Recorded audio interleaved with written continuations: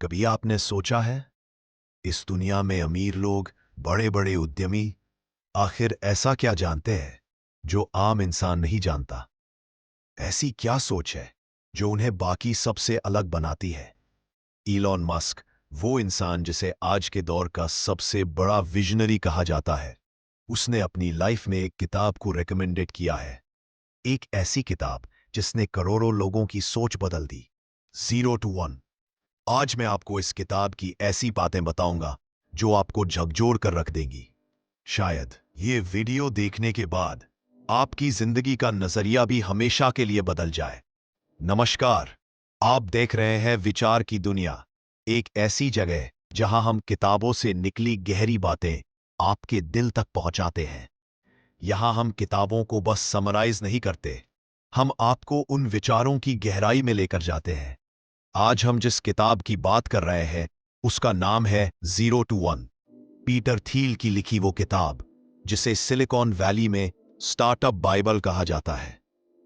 Elon Musk, जो खुद SpaceX और टेस्ला जैसे कंपनियों के फाउंडर हैं, इस किताब की तारीफ करते हुए कहते हैं, ये किताब एंटरप्रेन्योरियल थिंकिंग को बिल्कुल नए नजरिए से दिखाती है। लेकिन आखिर ऐसा क्या है इस किताब में? क्यों इस किताब को इतनी बड़ी बात मानी जाती है? इस सवाल का जवाब हमें किताब के नाम में ही छिपा हुआ मिलता है, 0 to 1।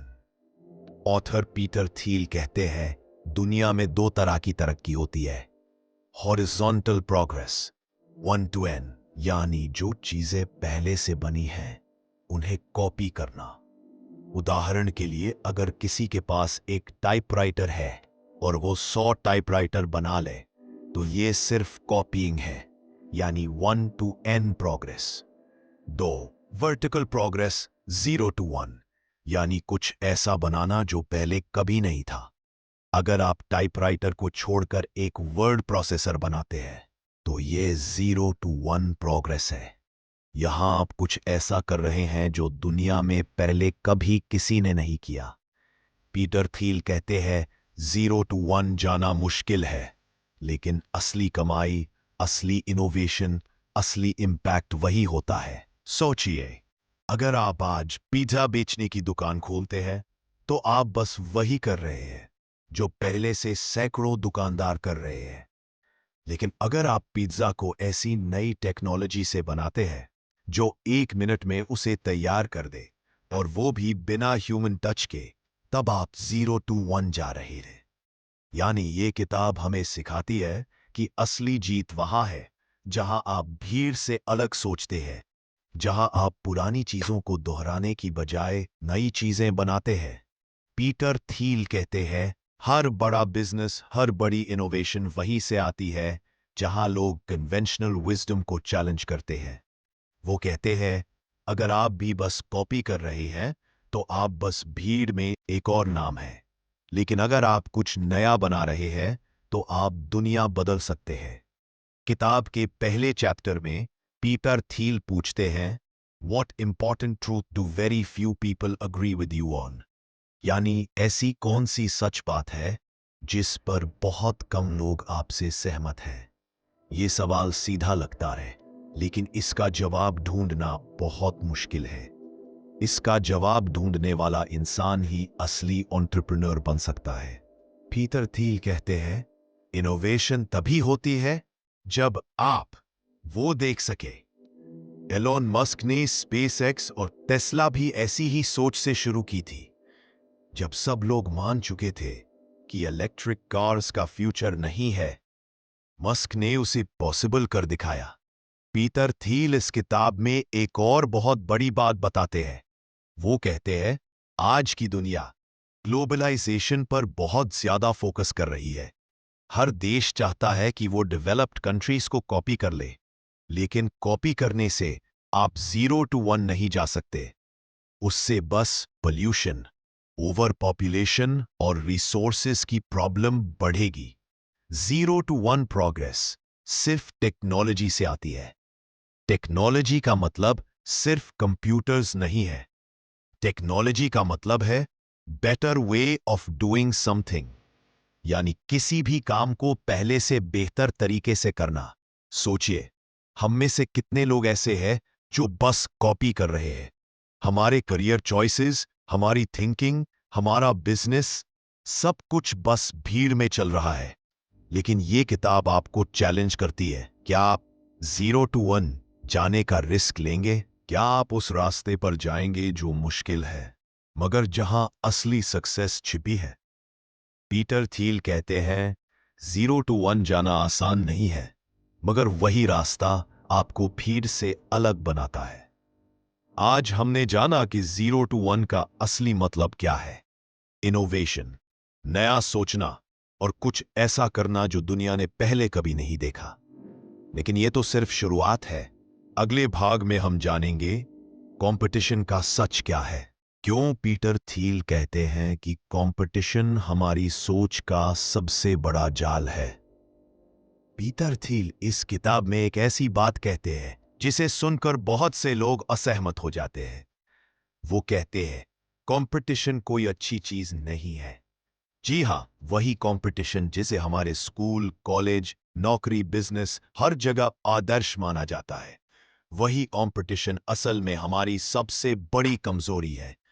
हमेशा से हमें सिखाया गया है कंपटीशन हेल्दी होती है, उससे प्रोग्रेस होती है। लेकिन थील कहते हैं यह सच नहीं है। कंपटीशन हमें एक ऐसी रेस में धकेल देती है जहां कोई असली जीत नहीं होती। सब लोग बस एक दूसरे से आगे निकलने के लिए भागते रहते हैं, बिना ये सोचे कि आखिर हम ये रेस क्यों दौड़ रहे हैं। कितने लोगों ने कभी खुद से पूछा है, क्या मैं सच में वो कर रहा हूं जो मुझे करना चाहिए, या मैं बस इसलिए दौड़ रहा हूं क्योंकि सब दौड़ रहे हैं? पीटर थील यहां पर शेक्सपियर का एग्जाम्पल देते हैं। रोमियो एंड जूलियट में दो फैमिलीज, मॉन्टेग्यू और कैपुलेट, एक दूसरे से इतनी नफरत करते हैं कि उन्हें खुद भी याद नहीं रहता कि उनकी दुश्मनी शुरू किस बात से हुई थी। ये कहानी दरअसल हमारी ही कहानी है। स्कूल्स, कॉलेजेस, कंपनीज में कंपटीशन हमें भी वैसी ही दुश्मनी सिखा देता है, बस नाम अलग होते हैं। हम बचपन से स्कूल्स में सिखाए जाते हैं कि मार्क्स की रेस में आगे निकलो, टॉपर बनो, रैंक 1 लाओ। फिर कॉलेज में better placements, better internships, better jobs, हर जगह वही रेस। ग्रेजुएशन के बाद better salary, better company, better designation. लेकिन इस रेस में हम एक बात भूल जाते हैं, हम अपनी ओरिजिनलिटी खो बैठते हैं। पीटर थील कहते हैं कंपटीशन हमें फोर्स्ड कन्फॉर्मिटी सिखाता है। हम वही रास्ते चुनते हैं जो सबके लिए सेफ और एक्सेप्टेबल माने जाते हैं। हमारे decisions fear of missing out से भरे होते हैं, ना कि असली पैशन से। पीटर थील अपनी खुद की कहानी बताते हैं।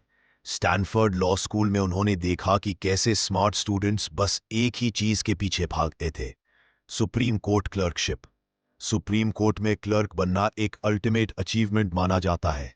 हजारों स्टूडेंट्स बस इस एक पोजीशन के पीछे भागते हैं। पीटर थील भी उस दौड़ में थे। उन्होंने फेडरल कोर्ट में क्लर्कशिप भी की और फिर सुप्रीम कोर्ट के लिए भी इंटरव्यू दिया, लेकिन वो सिलेक्ट नहीं हो सके। तब ये उनकी जिंदगी की सबसे बड़ी हार लगी। पर कई साल बाद जब उन्होंने पेपाल और दूसरी कंपनीज बनाई, तब उन्हें एहसास हुआ कि वो सुप्रीम कोर्ट क्लर्कशिप दरअसल एक जाल था।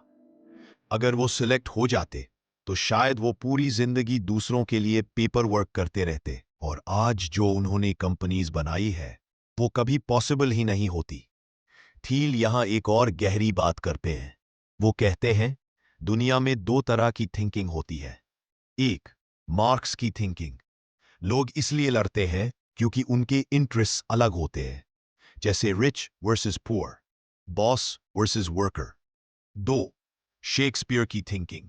लोग इसलिए लड़ते हैं क्योंकि वो एक दूसरे के जैसे ही बन जाते हैं, जैसे रोमियो एंड जूलियट की फैमिलीज। बिजनेस की दुनिया में थील कहते हैं शेक्सपियर ज्यादा सही है। कंपनीज एक दूसरे से इसलिए लड़ती हैं क्योंकि वो सब एक जैसी होती है। कोई भी असली इनोवेशन नहीं कर रहा होता, बस मार्केट शेयर छीनने की लड़ाई होती है। थील कहते हैं पेप्सी और कोका कोला का कंपटीशन इसका सबसे बड़ा एग्जाम्पल है। दोनों कंपनी सालों से एक दूसरे से लड़ रही हैं। मैसिव एडवर्टाइजिंग, मार्केटिंग, डिस्काउंट्स, सिर्फ इसलिए ताकि कुछ और कैन्स बेचे जा सके। पर क्या इससे सोसाइटी को कोई रियल बेनिफिट मिल रहा है? नहीं, बस रिसोर्सेज और अटेंशन की बर्बादी। थियल बताते हैं, सिलिकॉन वैली में कुछ कंपनीज ऐसी भी थी जो कंपटीशन में नहीं उलझी। पेपाल इसका एग्जाम्पल है। जब पेपाल शुरू हुआ तो उनका फोकस था a new way to transfer money. उन्होंने कंपटीशन से हटकर सोचना चुना। पेपाल माफिया, जिसमें Elon Musk, Reid Hoffman, Peter Thiel और कई बड़े एंटरप्रेन्योर्स थे, ने ये प्रिंसिपल अपनाया कि don't compete, build something new. इसी सोच के कारण पेपाल माफिया के लोग बाद में लिंक्डइन, टेस्ला, स्पेसएक्स, यूट्यूब जैसी कंपनियां बनाने में सफल हुए। थियल कहते हैं, सक्सेसफुल कंपनीज हमेशा मोनोपोली बनाती है, न कि कंपटीशन में फंसती है। मोनोपोली का मतलब यहां इल्लीगल मोनोपोली नहीं है। मोनोपोली का मतलब है ऐसी कंपनी जो इतनी यूनिक हो कि कोई उसकी बराबरी न कर सके। गूगल, फेसबुक, अमेज़न, एप्पल सबने अपनी अपनी फील्ड में मोनोपोली बनाई। थियल कहते हैं, मोनोपोली कंपनीज ही सोसाइटी के लिए लॉन्ग टर्म वैल्यूएबल होती है। वो प्रोडक्ट्स को बेहतर बनाती है, एम्प्लॉयज को अच्छा ट्रीट करती है और सस्टेनेबल रहती है। अब सवाल है, क्या हम भी इसी जाल में फंसे हुए हैं? क्या हम भी वही कर रहे हैं जो दुनिया कर रही है? क्या हमारी आइडेंटिटी भी बस कंपटीशन की वजह से बनी है? थियल आपको चैलेंज करते हैं, अगर आपको सच में कुछ बड़ा करना है तो कंपटीशन से बाहर निकलो। कॉपी कैट मत बनो, क्रिएटर बनो। मार्केट शेयर की लड़ाई छोड़ो, नया मार्केट बनाओ। आज हमने सीखा कि कैसे कंपटीशन हमारे सोचने की ताकत छीन लेता है और क्यों हमें मोनोपोली माइंडसेट अपनाने की जरूरत है। अगले भाग में हम जानेंगे मोनोपोली कंपनीज असली दुनिया में कैसे बनती है। क्या आपको भी मोनोपोली बनाने का फॉर्मूला मिल सकता है? मोनोपोली एक ऐसा शब्द जिसे सुनते ही लोगों के मन में लालच, भ्रष्टाचार और लूट जैसी छवि बनती है। लेकिन पीटर थियल की नजरों में मोनोपोली का मतलब कुछ और है। थियल कहते हैं, मोनोपोली का असली मतलब है कुछ ऐसा बनाना जो इतना यूनिकली वैल्यूएबल हो कि कोई दूसरा आपकी जगह न ले सके। मोनोपोली कंपनीज वही होती हैं जो किसी एक नीश में इतनी परफेक्ट होती है कि कंपटीशन का सवाल ही नहीं उठता। गूगल एक मॉडर्न मोनोपोली। पीटर थियल गूगल का एग्जाम्पल देते हैं। दुनिया की सबसे बड़ी सर्च इंजन कंपनी गूगल आज अपने फील्ड में मोनोपोली है। गूगल ने सर्च इंजन मार्केट में ऐसा डोमिनेंस बनाया कि आज कंपटीशन नाम की चीज बची ही नहीं। माइक्रोसॉफ्ट और याहू भी कभी इसके कंपेटिटर थे, लेकिन अब ये नाम भी पीछे छूट चुके हैं। आज गूगल खुद एक वर्ब बन चुका है, गूगल इट। थियल कहते हैं, मोनोपोली कंपनी वही होती है जिसकी जगह कोई नहीं ले सकता। पीटर थियल मोनोपोली कंपनीज के 4 की एलिमेंट्स बताते हैं जो हर एंटरप्रेन्योर के लिए मास्टर फॉर्मूला की तरह है। मोनोपोली कंपनीज हमेशा ऐसी टेक्नोलॉजी बनाती है जो किसी और के पास नहीं होती। उनकी टेक्नोलॉजी इतनी एडवांस होती है कि कंपेटिटर्स उसे आसानी से कॉपी नहीं कर सकते। थियल कहते हैं, प्रोप्राइटरी टेक्नोलॉजी वही है जो आपके प्रोडक्ट को 10 गुना बेहतर बनाती है। एग्जाम्पल, गूगल के सर्च एल्गोरिदम में इतना डीप डेटा एनालिसिस है कि कोई कंपेटिटर उससे मैच ही नहीं कर पाता। मोनोपोली कंपनीज का एक और सीक्रेट है नेटवर्क इफेक्ट्स। इसका मतलब है जितने ज्यादा लोग आपके प्रोडक्ट को यूज करते हैं वो उतना ही वैल्यूएबल बनता जाता है। फेसबुक का एग्जाम्पल लीजिए। जितने ज्यादा लोग फेसबुक पर हैं उतना ही पावरफुल उसका नेटवर्क है। न्यू यूजर्स ऑटोमेटिकली ऐड होते जाते हैं क्योंकि उनके फ्रेंड्स पहले से वहां होते हैं। मोनोपोली कंपनीज के पास मैसिव स्केल होता है। जैसे जैसे उनका साइज बढ़ता है उनके प्रोडक्ट का कॉस्ट प्रति यूजर घटता जाता है। एग्जाम्पल, Amazon के पास इतना बड़ा डिलीवरी नेटवर्क है कि वो प्रोडक्ट्स को इतनी कम कीमत पर डिलीवर कर सकता है जितना छोटी कंपनीज कभी सोच भी नहीं सकती। मोनोपोली कंपनीज का आखिरी सीक्रेट है ब्रांड पावर। एक ऐसा ब्रांड जिसे लोग सिर्फ प्रोडक्ट की वजह से नहीं, इमोशनल अटैचमेंट की वजह से भी चुनते हैं। एग्जाम्पल, एप्पल एक टेक कंपनी है लेकिन उसका ब्रांड एक स्टेटस सिंबल बन चुका है। लोग आईफोन सिर्फ कॉलिंग के लिए नहीं, अपनी आइडेंटिटी के लिए खरीदते हैं। थील यहां पर एक बहुत जरूरी स्ट्रैटेजी बताते हैं। वो कहते हैं मोनोपोली कंपनीज हमेशा नीश मार्केट से शुरू होती है। उनका सुझाव है start small, dominate a niche market and then scale up. Amazon की शुरुआत सिर्फ ऑनलाइन बुक स्टोर के तौर पर हुई थी। उन्होंने बुक्स के छोटे से मार्केट को पूरी तरह डोमिनेट किया। फिर धीरे धीरे इलेक्ट्रॉनिक्स, क्लोथिंग और बाकी प्रोडक्ट्स में एक्सपैंड किया। थील बार बार इस बात पर जोर देते हैं कि डायरेक्ट कंपटीशन से बचो। बहुत से एंटरप्रेन्योर्स शुरुआत में ही बड़ा मार्केट चुन लेते हैं, जैसे मैं सबके लिए फूड डिलीवरी ऐप बनाऊंगा या मैं सभी के लिए राइड शेयरिंग प्लेटफॉर्म बनाऊंगा। इस अप्रोच में दो बड़ी गलतियां होती हैं। एक, वो एग्जिस्टिंग जायंट से टकरा जाते हैं। दो, वो अपने प्रोडक्ट को स्पेसिफिक ऑडियंस के लिए ऑप्टिमाइज नहीं कर पाते। रिजल्ट, वो जल्दी हार जाते हैं। थील की फिलॉसफी सिंपल है, छोटा मार्केट चुनो जहां कोई कंपेटिटर ना हो, फिर वहां मोनोपोलाइज करो। एग्जाम्पल, पेपैल ने पहले सिर्फ ईबे सेलर्स के लिए पेमेंट सॉल्यूशन बनाया। वो नीश मार्केट थी जहां कोई दूसरा प्लेयर नहीं था। पेपैल ने उस मार्केट में मोनोपोली बनाई, फिर उसे बाकी ऑनलाइन यूजर्स तक एक्सपैंड किया। थील का मानना है कि मोनोपोली कंपनी सिर्फ प्रॉफिट्स नहीं बनाती, वो सोसाइटी के लिए भी वैल्यूएबल होती है। Monopoly companies long term thinking कर सकती है, रिस्की इनोवेशंस में इन्वेस्ट कर सकती है, प्रोडक्ट्स को बेहतर बना सकती है, एम्प्लॉइज को बेहतर लाइफ दे सकती है। उनके पास रिसोर्सेज होते हैं, इसीलिए वो सिर्फ सर्वाइवल के लिए नहीं, ग्रोथ के लिए ऑपरेट करती है।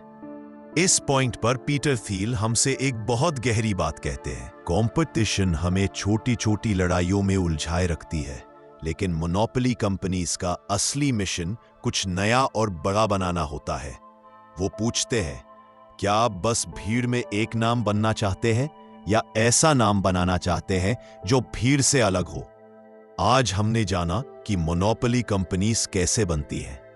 Proprietary technology, network effects, economies of scale और स्ट्रॉन्ग ब्रांडिंग, ये चार पिलर्स हर बड़ी कंपनी के पीछे छिपे होते हैं। मोनोपोली कोई बुरी चीज नहीं, असली इनोवेशन वहीं होती है जहां मोनोपोली पॉसिबल हो। अगले भाग में हम जानेंगे डेफिनेट ऑप्टिमिज्म की ताकत क्या है और क्यों थील कहते हैं कि प्लान्स बनाना एरोगेंस नहीं, स्मार्टनेस है। पीटर थील इस किताब में एक ऐसी बात कहते हैं जो आज के स्टार्टअप कल्चर के बिल्कुल उलट है। वो कहते हैं एक बैड प्लान नो प्लान से बेहतर है। आजकल हर जगह यही सुनने को मिलता है, B lean, be flexible, try fast, fail fast, pivot करो, जल्दी से डायरेक्शन बदलो। लेकिन थील इसे एक खतरनाक सोच मानते हैं। थील कहते हैं दुनिया के लोग दो तरीके से सोचते हैं। एक, डेफिनेट थिंकिंग, जहां लोग प्लान बनाते हैं, अपने गोल्स को क्लियरली डिफाइन करते हैं और सिस्टमैटिकली काम करते हैं। 2. इंडेफिनिट थिंकिंग, जहां लोग बस एक्सपेरिमेंट्स करते रहते हैं, रैंडम अप्रोचेस अपनाते हैं और लक या मार्केट ट्रेंड्स पर भरोसा करते हैं।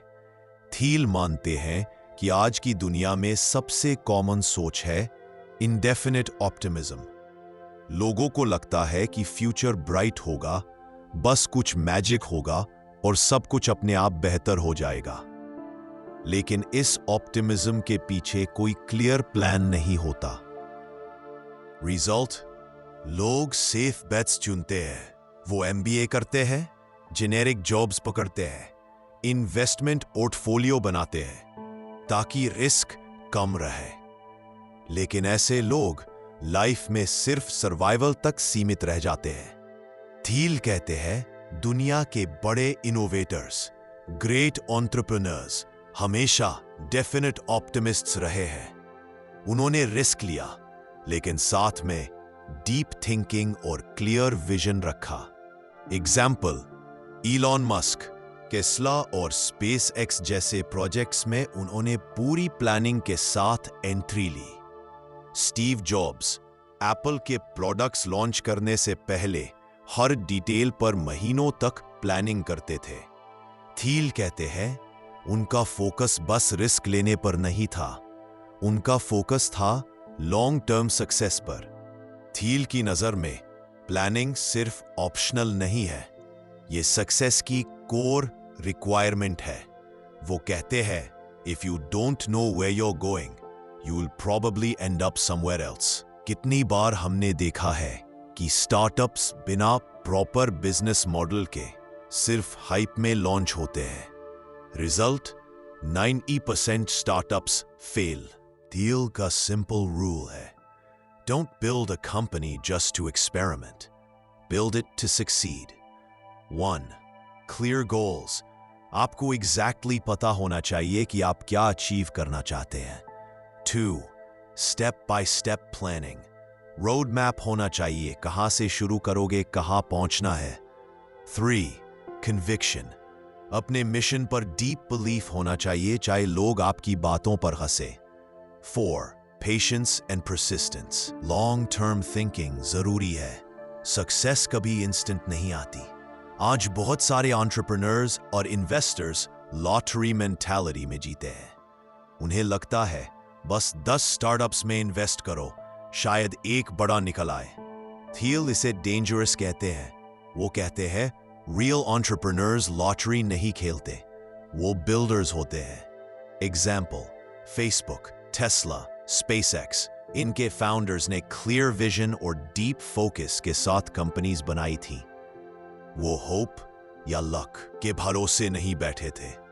थील साफ कहते हैं लक का आइडिया ओवररेटेड है।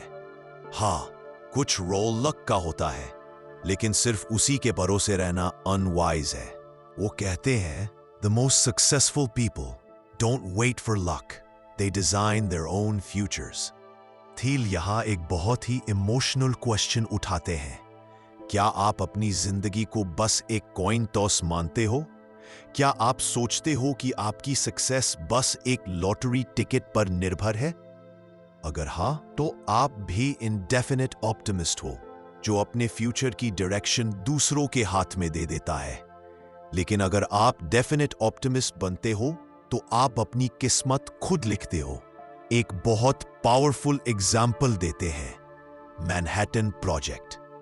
सेकेंड वर्ल्ड वॉर के समय यूएस गवर्नमेंट ने एक सीक्रेट मिशन शुरू किया था, जिसका गोल था एटॉमिक बॉम्ब बनाना। ये कोई रैंडम एक्सपेरिमेंट नहीं था, ये डीपली प्लान्ड और हाईली फोकस्ड प्रोजेक्ट था। थाउजेंड्स ऑफ साइंटिस्ट्स ने एक ही क्लियर गोल के लिए काम किया। Result, world's first nuclear weapon बन गई। थील का पॉइंट सिंपल है, जब गोल क्लियर हो, प्लानिंग हो और रिसोर्सेज हो, तो इनसेन रिजल्ट्स पॉसिबल है। अब सवाल आपके सामने है, क्या आप भी बस एक्सपेरिमेंट्स में भरोसा रखते हो, या आप डेफिनेट ऑप्टिमिज्म की पाथ पर चलना चाहते हो? पीटर थील चैलेंज करते हैं, प्लानिंग कोई एरोगेंस नहीं है, प्लानिंग ही स्मार्टनेस है। आज हमने जाना कि क्यों दुनिया के सबसे बड़े एंटरप्रेन्योर्स प्लान बनाते हैं। क्यों नो प्लान होना सबसे बड़ी मूर्खता है? और क्यों हर क्रिएटर को डेफिनेट ऑप्टिमिस्ट बनना चाहिए? अगले भाग में हम जानेंगे सीक्रेट्स ऑफ द वर्ल्ड, दुनिया के छिपे हुए राज क्या है और कैसे सक्सेसफुल लोग उन हिडन सीक्रेट्स को ढूंढते हैं। पीटर थियल इस किताब में एक ऐसा सवाल उठाते हैं जो बहुत रेयर है मगर बेहद पावरफुल भी। What important truth do very few people agree with you on? यानी ऐसी कौन सी जरूरी सच्चाई है जिस पर बहुत कम लोग आपसे सहमत होते हैं। फील के मुताबिक यह सवाल आपकी सोच की सबसे बड़ी परीक्षा है। यही सवाल डिसाइड करता है कि आप भीड़ में खो जाओगे या 0 to 1 की जर्नी पर निकल लोगे।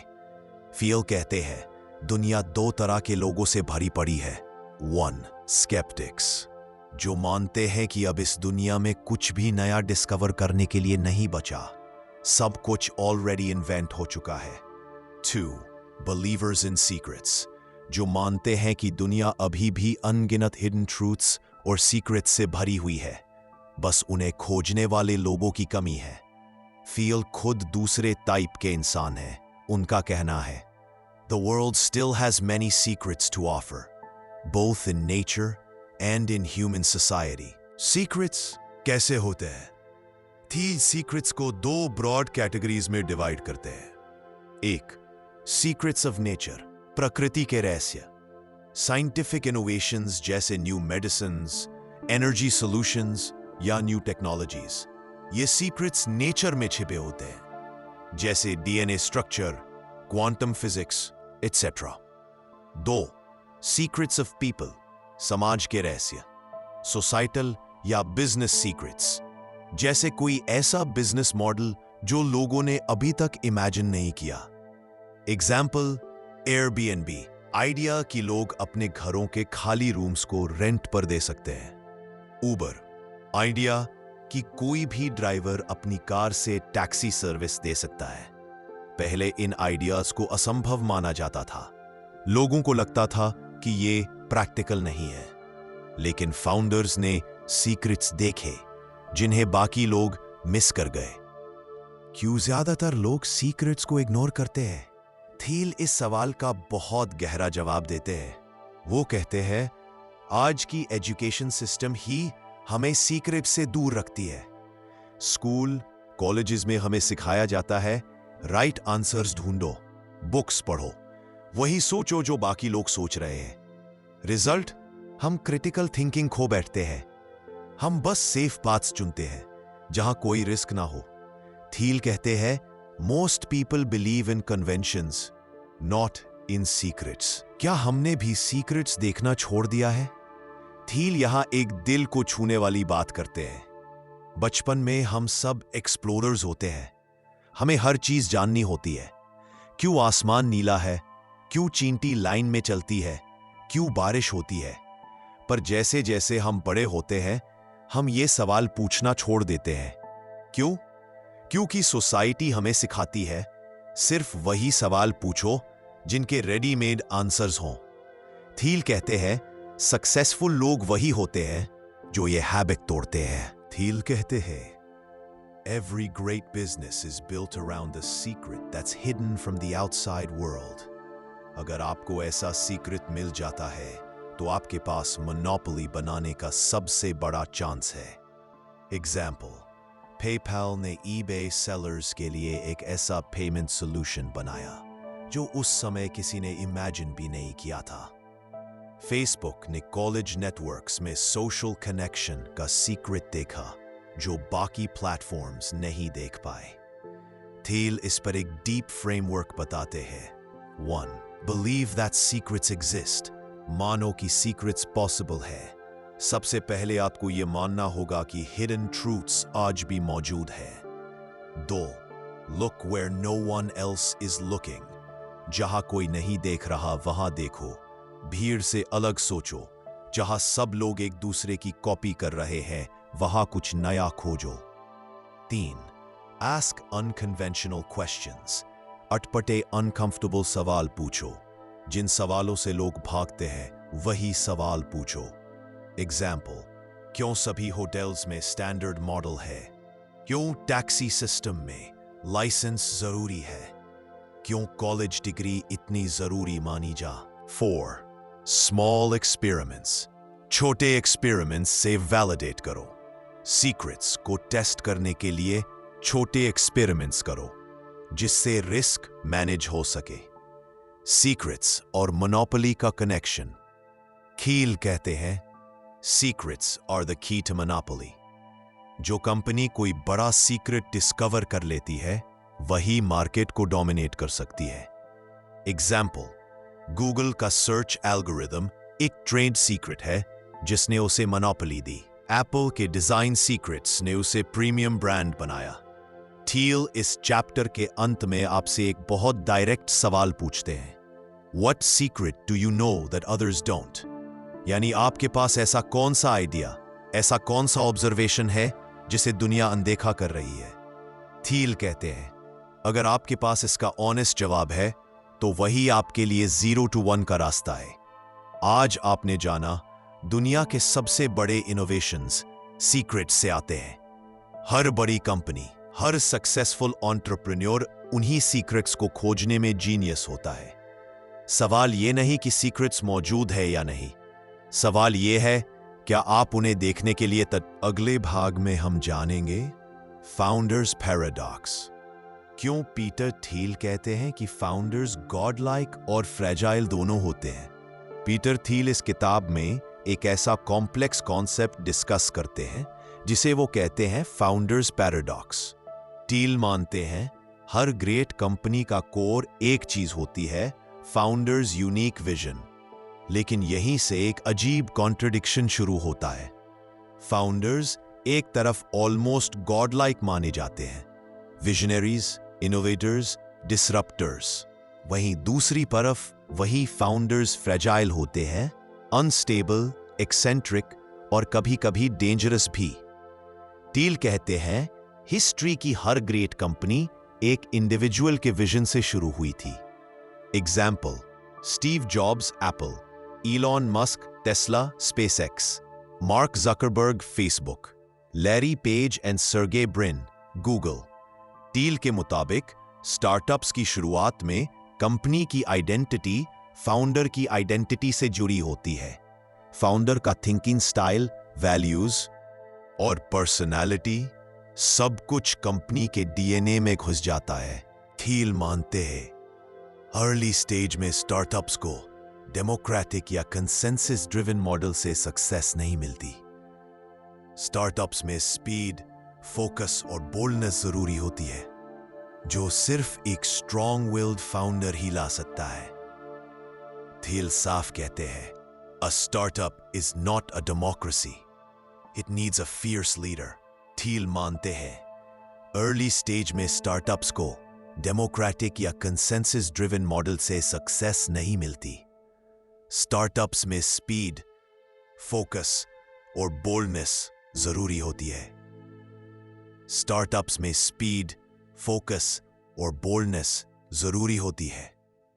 स्टार्टअप्स में स्पीड, फोकस और बोल्डनेस जरूरी होती है। फोकस और बोल्डनेस जरूरी होती है जो सिर्फ एक स्ट्रॉन्ग विल्ड फाउंडर ही ला सकता है। थील साफ कहते हैं, a startup is not a democracy, it needs a fierce leader. Thiel कहते हैं सोसाइटी का रवैया फाउंडर्स, लेकिन जब उनकी कंपनी सक्सीड हुई तो वही लोग उन्हें जीनियस ऑफ द सेंचुरी कहने लगे। थील कहते हैं ऑर्डिनरी थिंकिंग से एक्स्ट्रॉर्डिनरी कंपनीज नहीं बनती। फाउंडर को अलग ही मानसिकता अपनानी पड़ती है। उन्हें ऐसी चीजों पर बिलीव करना होता है जिन पर दुनिया हंसती है। उन्हें ऐसे स्टेप्स उठाने पड़ते हैं जो अनएक्सेप्टेबल लगते हैं। उन्हें अपनी कंपनी को अपनी लाइफ से भी ज्यादा सीरियस लेना पड़ता है। थील का पॉइंट सिंपल है, great founders are different because they must be different. Thiel founders को अक्सर मिथोलॉजिकल हीरोज से कंपेयर करते हैं, जैसे प्रोमीथियस जिसने गॉड से फायर चुराया, ओडिसियस जिसने इम्पॉसिबल जर्नी की, इकरस जिसने सूरज की तरफ उड़ान भरी और गिर गया। फाउंडर्स भी ऐसी ही एम्बिशियस जर्नीज पर निकलते हैं, जहां कुछ तो स्काई हाई सक्सेस पाते हैं और कुछ क्रैश कर जाते हैं। थियल इस पैराडॉक्स के डार्क साइड को भी एक्सेप्ट करते हैं। वो मानते हैं फाउंडर्स की एक्सट्रीम नेचर उन्हें जीनियस तो बनाती है, मगर उन्हें कोलैप्स भी कर सकती है। ऑब्सेशन, आइसोलेशन और एरोगेंस की वजह से कई फाउंडर्स बर्नआउट या फेलियर के शिकार हो जाते हैं। एग्जाम्पल, कई स्टार्टअप्स सिर्फ इसलिए फेल हो जाते हैं क्योंकि फाउंडर ने अपनी पर्सनल बायसेस पर कंपनी के इंटरेस्ट को सैक्रिफाइस कर दिया। थियल यहां एक बहुत पर्सनल क्वेश्चन उठाते हैं। क्या आपके अंदर वो मैडनेस है जो फाउंडर्स में होती है? वो कहते हैं, अगर आपके पास बोल्ड विजन नहीं है, अगर आप वियर्ड होने से डरते हो, अगर आप सेफ प्ले में बिलीव करते हो, तो आप 0 to 1 जर्नी पर नहीं चल सकते। थियल इस चैप्टर में एक बोल्ड स्टेटमेंट देते हैं, removing founders too early destroys companies. वो बताते हैं, बहुत सी कंपनीज इन्वेस्टर्स के प्रेशर में फाउंडर्स को अर्ली स्टेज में हटा देती है। यस, इससे कंपनी शॉर्ट टर्म में स्टेबल दिखती है, लेकिन लॉन्ग टर्म में वो मैजिक ही खत्म हो जाता है जिससे कंपनी एप्पल में स्टीव जॉब्स को 1985 में हटाया गया था। रिजल्ट, कंपनी गिरने लगी। जब जॉब्स 1997 में लौटे, तब एप्पल दोबारा उठ खड़ी हुई। थियल का मैसेज साफ है, फाउंडर्स को हटाने से कंपनी की सोल खत्म हो जाती है। आज आपने फाउंडर्स पैराडॉक्स के बारे में जाना, कैसे फाउंडर्स गॉड लाइक और फ्रैजाइल दोनों होते हैं, कैसे उनकी वियर्डनेस ही उनकी सुपर पावर है, और क्यों हर ग्रेट कंपनी को फाउंडर की विजन की जरूरत होती है। अगले भाग में हम जानेंगे सेल्स और डिस्ट्रीब्यूशन की असली ताकत क्या है, क्यों थियल कहते हैं कि प्रोडक्ट्स खुद ब खुद नहीं बिकते। पीटर थियल इस चैप्टर में एक बहुत कड़वी लेकिन जरूरी सच्चाई बताते हैं, great product is not enough. अक्सर हम मानते हैं कि अगर प्रोडक्ट अच्छा है तो लोग ऑटोमेटिकली उसे खरीद लेंगे। थियल इस सोच को पूरी तरह रिजेक्ट करते हैं। उनका कहना है, बेस्ट प्रोडक्ट भी तब तक फेल रहेगा जब तक उसके पास इफेक्टिव सेल्स और डिस्ट्रीब्यूशन स्ट्रैटेजी ना हो। थियल बताते हैं, सिलिकॉन वैली में एक कॉमन मिथ है कि if you build it they will come. बहुत से इंजीनियर्स और फाउंडर्स ये मानते हैं कि अगर उन्होंने कोई शानदार प्रोडक्ट बनाया है तो लोग खुद आएंगे, खरीदेंगे और प्रोडक्ट वायरल हो जाएगा। लेकिन रियलिटी बिल्कुल अलग है। थियल साफ कहते हैं, selling is not a secondary activity, it is everything. थियल कहते हैं, सोसाइटी में सेल्स को नेगेटिव लाइट में देखा जाता है। लोग सोचते हैं कि सेल्समैन सिर्फ मैनिपुलेटिव होते हैं, लोगों को बेवकूफ बनाकर चीजें बेचते हैं। पर थियल बताते हैं, असल में ग्रेट सेल्समैन कभी ऑब्वियस नहीं होते। उनकी सेलिंग इतनी सटल और नेचुरल होती है कि बायर को महसूस भी नहीं होता कि उसे सेल किया जा रहा है।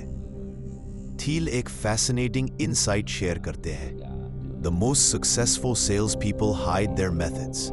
एग्जाम्पल, पॉलिटिशियंस पब्लिक में अपना कैंपेन एक विजन के तौर पर पेश करते हैं, पर बिहाइंड द सीन्स हर चीज कैलकुलेशन और परसुएशन से चलती है। वेंचर कैपिटलिस्ट्स पब्लिकली इन्वेस्टमेंट्स को लॉजिकल डिसीजंस बताते हैं, मगर अंदर से इमोशनल फैक्टर्स और रिलेशनशिप्स क्रिटिकल होते हैं। थियल कहते हैं, whenever you see high level success, look for hidden sales skills behind it. थियल सेल्स के साथ साथ डिस्ट्रीब्यूशन पर भी फोकस करते हैं। डिस्ट्रीब्यूशन का मतलब सिर्फ प्रोडक्ट्स को फिजिकल लोकेशंस पर भेजना नहीं है, बल्कि यह है how your product reaches customers in a scalable, repeatable way.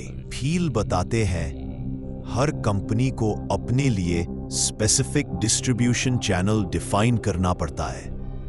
Feel products के टाइप के हिसाब से 3 कोर सेल्स स्ट्रैटेजीज बताते हैं। 1. Complex sales, high value B2B products. जब प्रोडक्ट बहुत एक्सपेंसिव हो तब सेल्स प्रोसेस भी कॉम्प्लेक्स होती है।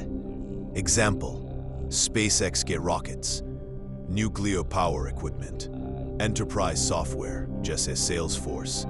ऐसे प्रोडक्ट्स में एक सेल करोड़ों या अरबों डॉलर की हो सकती है। यहाँ direct personal relationships, long negotiations और डिटेल्ड डेमोन्स्ट्रेशंस की जरूरत होती है। Thiel कहते हैं, complex sales is more like diplomacy than selling. 2. Personal sales, medium value products. जब product moderate price का हो, तब personal sales work करती है। Example, insurance plans, real estate, consulting services. यहाँ एक skilled salesperson customer के साथ deep trust build करता है और product sell करता है। Thiel का observation, personal sales works when the customer lifetime value justifies it. 3. Viral marketing, low cost, mass products. जब product low cost पर mass market के लिए हो, तब viral distribution best strategy होती है। Example, WhatsApp, Facebook, Instagram। यहाँ प्रोडक्ट का डिजाइन ही ऐसा होता है कि एग्जिस्टिंग यूजर्स न्यू यूजर्स को ब्रिंग करते हैं। Thiel इसे वायरल लूप कहते हैं, जहाँ प्रोडक्ट ही सेल्फ प्रमोटिंग बन जाता है। Thiel कहते हैं, founders must treat distribution as seriously as product development.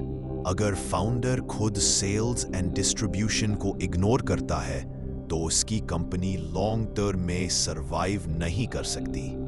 Thiel का कोर मैसेज सिंपल है, You are not done after building a product. That's when your real work begins. Thiel यहाँ पर एक आई ओपनिंग क्वेश्चन पूछते हैं, क्या आप भी उन फाउंडर्स में से हो जो सोचते हैं कि प्रोडक्ट ही सब कुछ है? क्या आप सेल्स और डिस्ट्रीब्यूशन को सेकंड क्लास मानते हो? Thiel चैलेंज करते हैं, अगर हाँ, Thiel अपनी कंपनी पेपैल का एग्जाम्पल देते हैं। जब पेपैल लॉन्च हुआ तब उन्होंने वायरल स्ट्रैटेजी और डायरेक्ट सेल्स का कॉम्बिनेशन यूज किया। उन्होंने eBay सेलर्स को टारगेट किया जो ऑलरेडी ऑनलाइन पेमेंट्स में इंटरेस्टेड थे। हर न्यू यूजर को साइन अप बोनस दिया गया, जिससे वर्ड ऑफ माउथ बढ़ा। साथ ही उन्होंने eBay से स्ट्रेटेजिक पार्टनरशिप्स भी बिल्ड की। रिजल्ट, पेपैल रैपिडली ग्रो और कुछ ही समय में ऑनलाइन पेमेंट्स का स्टैंडर्ड बन गया। Thiel का लेसन सिंपल है, sales strategy is not optional, it's your primary job. आज आपने जाना कि क्यों ग्रेट प्रोडक्ट्स अपने आप नहीं बिकते, क्यों सेल्स और डिस्ट्रीब्यूशन किसी भी बिजनेस की लाइफलाइन है, और क्यों हर फाउंडर को अपनी सेलिंग स्किल्स मास्टर करनी चाहिए। अगले भाग में हम जानेंगे ड्यूरेबल कंपनीज कैसे बनती हैं, कैसे आप ऐसी कंपनी बना सकते हैं जो 100 साल तक चले। पीटर Thiel इस चैप्टर में एक सवाल उठाते हैं जो शायद हर एंटरप्रेन्योर को खुद से पूछना चाहिए, क्या आपकी कंपनी 10, 20 या 100 साल तक टिक सकती है? आज की दुनिया में ज्यादातर स्टार्टअप्स बस शॉर्ट टर्म सक्सेस के पीछे भागते हैं। उनका गोल होता है जल्दी से प्रोडक्ट लॉन्च करो, जल्दी से ग्रोथ दिखाओ और जल्दी से एग्जिट करो। लेकिन Thiel मानते हैं असल ग्रेटनेस वहां है जहां कंपनीज डेकेड्स तक टिके। Thiel कहते हैं आज की मार्केट ऑब्सेशन है रैपिड ग्रोथ और फास्ट एग्जिट्स के साथ। स्टार्टअप्स का ड्रीम, प्रोडक्ट लॉन्च करो, फंडिंग रेज करो, मीडिया अटेंशन पाओ, बड़े प्लेयर को कंपनी सेल कर दो, एक्विजिशन या IPO। इस प्रोसेस में फाउंडर खुद भी भूल जाता है कि उसने कंपनी क्यों शुरू की थी। Thiel बताते हैं हर बड़ी कंपनी ने लॉन्ग टर्म थिंकिंग से शुरुआत की थी। एग्जाम्पल, Amazon शुरू से लॉसेस झेलने के लिए तैयार था, क्योंकि जेफ बेजोस का फोकस इमीडिएट प्रॉफिट्स नहीं, लॉन्ग टर्म मार्केट डोमिनेंस था। ओगले ने शुरू से फास्ट एड्स मोनेटाइजेशन नहीं किया। उन्होंने पहले सर्च इंजन को ग्लोबल स्टैंडर्ड बनाने पर फोकस किया। थील का मैसेज साफ है, शॉर्ट टर्म सैक्रिफाइसेस करना पड़ेगा ताकि लॉन्ग टर्म मोनोपोली बिल्ड हो सके। थील 4 की प्रिंसिपल्स बताते हैं जो किसी भी कंपनी को लॉन्ग टर्म सस्टेनेबल बनाते हैं। 1. प्रोप्राइटरी टेक्नोलॉजी, सबसे बड़ी ताकत, यूनिक टेक्नोलॉजी। ड्यूरेबल कंपनीज के पास ऐसी टेक्नोलॉजी होती है जो बाकी सबसे कहीं बेहतर होती है। ये टेक्नोलॉजी इतनी एडवांस होती है कि कॉम्पिटिटर्स उसे कॉपी नहीं कर सकते। एग्जाम्पल, गूगल का सर्च एल्गोरिदम, स्पेसएक्स की rocket science capabilities. 2. Network effects, जितना बड़ा नेटवर्क उतना बड़ा एडवांटेज। ड्यूरेबल कंपनीज का नेटवर्क इतना मजबूत होता है कि हर नया यूजर प्रोडक्ट की वैल्यू बढ़ाता है। फेसबुक, जितने ज्यादा फ्रेंड्स उतनी ज्यादा एंगेजमेंट। लिंक्डइन, जितने ज्यादा प्रोफेशनल्स उतनी ज्यादा यूटिलिटी। 3. इकोनॉमीज ऑफ स्केल, बड़े स्केल पर कॉस्ट एडवांटेज। ड्यूरेबल कंपनीज का कॉस्ट स्ट्रक्चर ऐसा होता है कि साइज बढ़ने के साथ कॉस्ट कम होती जाती है। एग्जाम्पल, Amazon, मैसिव स्केल होने के कारण वो सबसे कम डिलीवरी कॉस्ट्स अचीव कर पाता है। 4. Strong branding, powerful emotional connection. Durable companies सिर्फ products नहीं बेचती, वो emotions sell करती है। Example, Apple, users को सिर्फ फोन नहीं मिलता, उन्हें एक identity मिलती है। Thiel कहते हैं, brand एक ऐसा armor है जो competitors के attacks से कंपनी को बचाता है। थील मानते हैं आज के एंटरप्रेन्योर्स ड्यूरेबिलिटी के बारे में सोचते ही नहीं है। Reasons: 1. Obsession with fast growth. 2. Investors का pressure for quick returns. 3. Founders emotional mindset, बस जल्दी एग्जिट चाहिए। रिजल्ट: स्टार्टअप्स बहुत जल्दी बर्न आउट हो जाते हैं। थील बताते हैं, you don't need to start big, You need to start strong. Startup का गोल होना चाहिए छोटे फोकस्ड मार्केट में स्ट्रॉन्ग मोनोपोली बिल्ड करना, फिर उसी मोनोपोली को एग्जाम्पल, Amazon ने पहले सिर्फ बुक्स बेचे, फिर इलेक्ट्रॉनिक्स, फिर सब कुछ।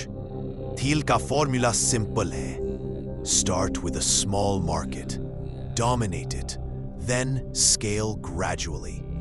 थील यहां एक सवाल पूछते हैं जो हर लिसनर के दिल तक जाता है, क्या आप खुद को सिर्फ एक फास्ट एग्जिट एंटरप्रेन्योर मानते हो? क्या आपके पास इतनी विजन है कि आप कंपनी को डेकेड्स तक ग्रो करते देख सको? थील का मैसेज है, durable companies build civilisations, quick exits build nothing. Thiel के मुताबिक कोई भी कंपनी ड्यूरेबल बन सकती है अगर फाउंडर सच में लॉन्ग टर्म थिंक करना शुरू करे। ड्यूरेबिलिटी कोई एक्सीडेंट नहीं है, ये कॉन्शियसली बिल्ड की जाती है। की क्वेश्चंस: 1. क्या आपकी टेक्नोलॉजी फ्यूचर प्रूफ है?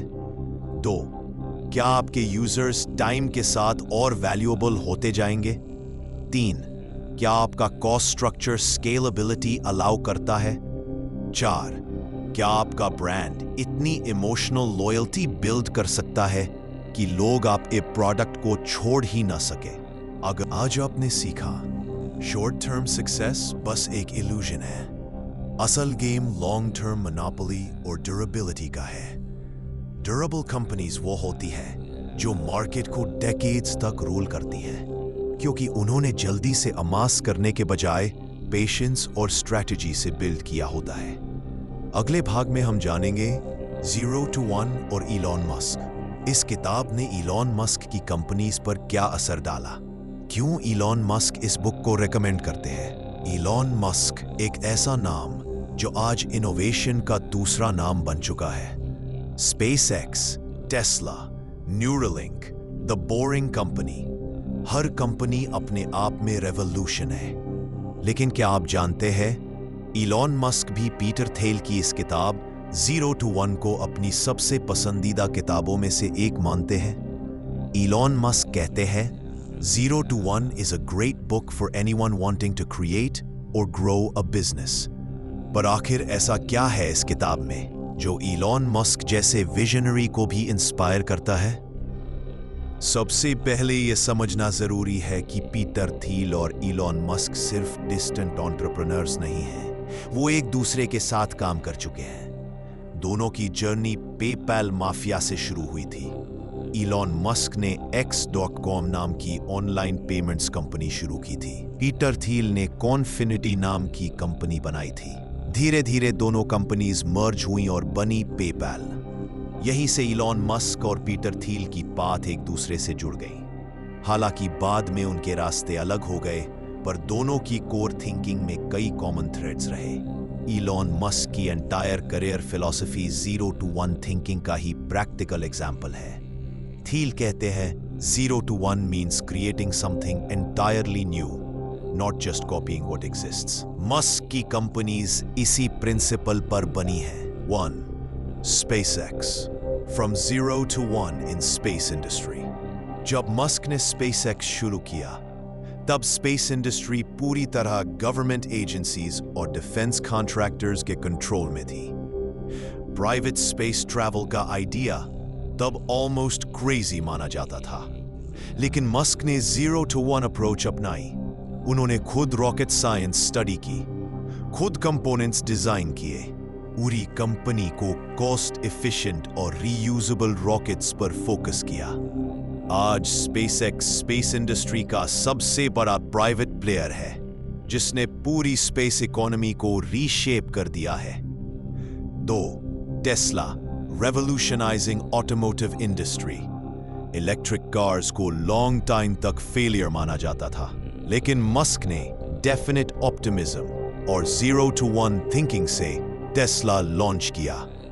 टेस्ला का गोल था सिर्फ इलेक्ट्रिक कार बनाना नहीं, बल्कि एंटायर ऑटोमोटिव इंडस्ट्री को री इंजीनियर करना। Result, self driving technology, giga factories, over the air software updates, direct to customer sales model. Tesla ने प्रूफ दिया कि रैडिकल इनोवेशन पॉसिबल है, 0 to 1 रियलिटी में कन्वर्ट हो सकती है। 3. Neuralink and the Boring Company, Non-Conventional Secrets। Thiel इस किताब में सीक्रेट्स ढूंढने पर जोर देते हैं, ऐसी हिडन प्रॉब्लम्स जिन्हें बाकी लोग इग्नोर कर रहे हैं। मस्क की न्यूरालिंक और द बोरिंग कंपनी भी इसी अप्रोच का रिजल्ट है। न्यूरालिंक का मिशन है ह्यूमन ब्रेन और कंप्यूटर्स को मर्ज करना, एक ऐसा फील्ड जिसे ज्यादातर लोग फिक्शन मानते हैं। The boring company traffic jams solve करने के लिए अंडरग्राउंड हाइपरलूप और टनल सिस्टम्स डेवलप कर रही है, एक ऐसा कॉन्सेप्ट जो ट्रेडिशनल अर्बन प्लानर्स के माइंडसेट से बाहर है। मस्क उन सीक्रेट्स को एक्सप्लोर कर रहे हैं जिन्हें बाकी लोग मजाक समझते हैं, ठीक वैसा ही जैसा थील 0 to 1 में बताते हैं। इलॉन मस्क का फेवरेट मेंटल मॉडल है फर्स्ट प्रिंसिपल्स थिंकिंग। ये वही अप्रोच है जिसे थील भी प्रमोट करते हैं। Don't accept assumptions, break everything down to the most basic truths and reason up from there. Example, SpaceX में मस्क ने पूछा, क्या रॉकेट बनाना वाकई इतना महंगा है, या हम इसे सस्ते में बना सकते हैं अगर हम हर कंपोनेंट खुद बनाएं? रिजल्ट, SpaceX ने अपने रॉकेट्स की कॉस्ट ट्रेडिशनल एजेंसीज के मुकाबले 90% तक कम कर दी। ये प्योर फर्स्ट प्रिंसिपल्स अप्रोच थी, ठीक वही अप्रोच जिसे थेल 0 to 1 में कोर स्ट्रैटेजी मानते हैं। थेल कहते हैं डेफिनेट ऑप्टिमिज्म फ्यूचर बिल्डिंग के लिए जरूरी है। मस्क इसी थॉट का लिविंग एग्जाम्पल है। मस्क के सारे वेंचर्स का कॉमन फैक्टर है long term vision, Mars colonisation, SpaceX, global electric mobility, Tesla, brain machine symbiosis, Neuralink, traffic free urban transit, the boring company. Musk को मीडिया अक्सर over ambitious, crazy dreamer कहता है। ठीक वैसे ही जैसे थेल ने बताया था, फाउंडर्स को हमेशा इनिशियली मिसअंडरस्टूड ही किया जाता है, लेकिन मस्क की सक्सेस प्रूव्स डेफिनेट ऑप्टिमिज्म और लॉन्ग टर्म प्लानिंग ही असली मास्टर कीज है। थेल की बातें और मस्क की जर्नी हमें यही सिखाती है, अगर आप सच में कुछ बड़ा करना चाहते हैं तो आपको एक्सट्रीम विजनरी बनना पड़ेगा। सिर्फ आइडिया से कुछ नहीं होता, आपको bold steps, long term focus और 0 to 1 थिंकिंग अडॉप्ट करनी होगी। थेल कहते हैं The greatest secrets are hidden in plain sight, waiting for those crazy enough to find them. Elon Musk उन रेयर लोगों में से है जिन्होंने ये सीक्रेट्स पहचान कर उन्हें रियलिटी में बदला है। आज आपने देखा कि 0 to 1 सिर्फ एक किताब नहीं, बल्कि इलॉन मस्क जैसे विजनरीज के लिए एक ब्लूप्रिंट है। कैसे हिडन सीक्रेट्स को आइडेंटिफाई किया जाए, कैसे रेडिकल इनोवेशन पॉसिबल है, और कैसे एक अकेला इंसान भी एंटायर इंडस्ट्रीज को बदल सकता है। अगले और आखिरी भाग में हम इस किताब का अल्टीमेट एसेंस समझेंगे, 0 to 1 लाइफ फिलॉसफी। कैसे ये सोच आपकी पर्सनल लाइफ, करियर और ड्रीम्स को बदल सकती है। अब तक हमने 0 to 1 के business lessons, startups, innovation, monopoly, sales और फाउंडर्स की डीप साइकोलॉजी के बारे में सीखा।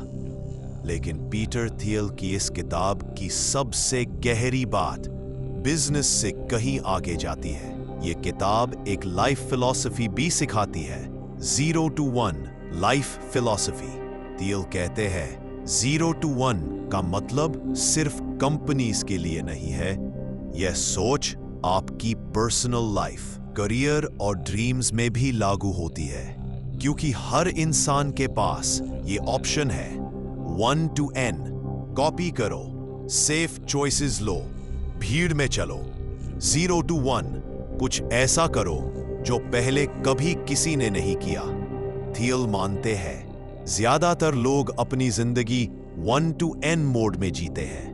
वही डिग्रीज जो सब लेते हैं, वही जॉब्स जो सेफ मानी जाती है, वही लाइफ चॉइसेस जो सोसाइटी अप्रूव करती है। पर इस सेफ पाथ में एक हिडन रिस्क छुपा होता है, स्टैग्नेशन और रिग्रेट। क्या आप 40 की उम्र में ये सोचकर उठना चाहते हैं कि आपकी लाइफ बस एक लॉन्ग चेकलिस्ट थी, या फिर आप वो रेयर पर्सन बनना चाहते हैं जो रिस्क लेकर कुछ नया करके 0 to 1 लाइफ जीता है? थील कहते हैं हर इंसान की लाइफ में कुछ हिडन सीक्रेट्स होते हैं। कोई ऐसा स्किल जो आपको बाकी लोगों से अलग बनाता है, कोई ऐसा आइडिया जो आपके माइंड में है मगर दुनिया ने कभी उस पर गौर नहीं किया, कोई ऐसा ड्रीम जिसे आप सीक्रेटली परस्यू करना चाहते हैं। लेकिन प्रॉब्लम यह है, हम फियर ऑफ जजमेंट की वजह से उन सीक्रेट्स को इग्नोर कर देते हैं। थील चैलेंज करते हैं, face those secrets, that's where your 0 to 1 journey begins. Thiel का favourite concept first principles life में भी पावरफुल टूल है। एग्जाम्पल, आपको सच में MBA करना है या आप बस सोसाइटी की वजह से कर रहे हो? क्या आपकी जॉब सच में फुलफिलिंग है या आप बस EMI चुकाने के लिए वहां हो? क्या आपको सच में स्टेबिलिटी चाहिए या आपकी सोल कुछ एडवेंचर मांग रही है? थील कहते हैं break every decision down to the core truths, discard conventions, choose consciously. परंतु थील का डेफिनेट ऑप्टिमिज्म सिर्फ बिजनेस के लिए नहीं है, ये पर्सनल ग्रोथ का भी फाउंडेशन है। आज लोग लाइफ के बारे में इनडेफिनिट ऑप्टिमिज्म में जीते हैं। देखेंगे क्या होगा, फ्लो में चलो। थील इसे सबसे खतरनाक सोच मानते हैं। उनका कहना है, अगर आप लाइफ को बिना प्लान के जीते हो तो आप कहीं भी बहक सकते हो। लाइफ में भी डेफिनेट ऑप्टिमिज्म अडॉप्ट करना जरूरी है। खुद से क्लियर गोल सेट करो, लॉन्ग टर्म प्लान्स बनाओ, स्मॉल कंसिस्टेंट एक्शंस लो। खुद को ऐसे सराउंडिंग्स में रखो जो आपके विजन को फ्यूल करे। थील का सबसे बोल्ड लाइफ लेसन यही है, greatness requires you to be contrarian. मतलब भीड़ के खिलाफ जाकर सोचने और एक्शन लेने की हिम्मत रखनी होगी। यहां थील का मैसेज बेहद इमोशनल है। कभी कभी आप खुद से सवाल करोगे, क्या मैं गलत हूं? क्या मेरी सोच बस ईगो है? क्या सब लोग सही है और मैं ही फूल हूं? इस पॉइंट पर मोस्ट पीपल गिव अप कर देते हैं, लेकिन थील का कहना है यही सबसे क्रूशल मोमेंट होता है। अगर आप उस अनसर्टेनिटी को फेस कर सकते हैं, तब आप 0 to 1 माइंडसेट में प्रवेश करते हो। थील का आखिरी और सबसे गहरा सवाल यही है, क्या आप अपनी जिंदगी भी 0 to 1 की तरह जी सकते हो? क्या आप बस भीड़ के पीछे चलते रहोगे, या वो रेयर इंडिविजुअल बनोगे जो हिडन ट्रूथ्स ढूंढकर नई राह बनाता है? थील कहते हैं, सिर्फ एक बार अगर आप सच में पूरी ईमानदारी से खुद से यह सवाल पूछ लो, मैं ऐसा क्या देख रहा हूं जो बाकी लोग नहीं देख रहे, तो आपकी जिंदगी का ट्रेजेक्टरी पूरी तरह बदल सकता है। थील के शब्दों में 0 to 1 की असली मीनिंग यही है, creating new things, discovering hidden truths and living with clarity, courage and conviction. इस किताब की सबसे बड़ी टीचिंग ये नहीं है कि कैसे स्टार्टअप्स लॉन्च करें। इस किताब की असली टीचिंग है एक ऐसी लाइफ जीना जिसमें आप कुछ नया बनाओ, कुछ ऐसा जो पहले कभी पॉसिबल नहीं था। आज आपने सिर्फ एक बुक समरी नहीं सुनी, आपने एक ऐसी सोच के बारे में सुना है जो आपकी पूरी लाइफ को ट्रांसफॉर्म कर सकती है। 0 to 1 सिर्फ स्टार्टअप्स के लिए नहीं है, यह हर उस इंसान के लिए है जो मीडियोक्रिटी से बाहर निकलना चाहता है, जो सेफ पाथ्स छोड़कर रियल ग्रोथ की ओर बढ़ना चाहता है, जो दुनिया को वैसे देखना चाहता है जैसे किसी ने कभी नहीं देखा। अब सवाल आप पर है, क्या आप भी 0 to 1 लाइफ जीने के लिए तैयार है? अगर इस सीरीज ने आपकी सोच को छुआ हो तो इस वीडियो को अपने फ्रेंड्स और फैमिली के साथ जरूर शेयर करें। विचार की दुनिया को सब्सक्राइब करें, क्योंकि यहां हम सिर्फ बातें नहीं, आपकी जिंदगी के सबसे हिडन क्वेश्चंस को एक्सप्लोर करते हैं।